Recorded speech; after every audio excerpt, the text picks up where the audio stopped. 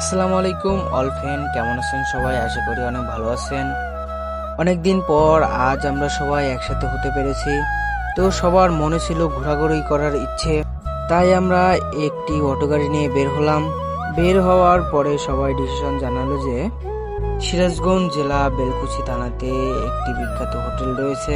আমরা ইতিমধ্যেই গিয়ে পৌঁছালাম সেই বিখ্যাত নামকরা গোলামের হোটেলে, যেখানে রয়েছে গরুর মাংস, চিংড়ি মাছ, নদীর নানান রকমের টাটকা মাছ ভুনা। সেখানে অনেক ভিড় ছিল, তাই আমরা 1 ঘন্টা ওয়েট করার পরে জায়গা পেলাম। জায়গা পরে পরে সবাই বসে পড়লাম। তো আমরা গরুর মাংস, চিংড়ি মাছ ভুনা এই দুটাই অর্ডার করেছি। আপনাদের জানিয়ে দেওয়া ভালো, এখানে গরুর মাংসর প্রতি প্লেট 160 টাকা এবং চিংড়ি মাছ ভুনা 160 টাকা প্লেট।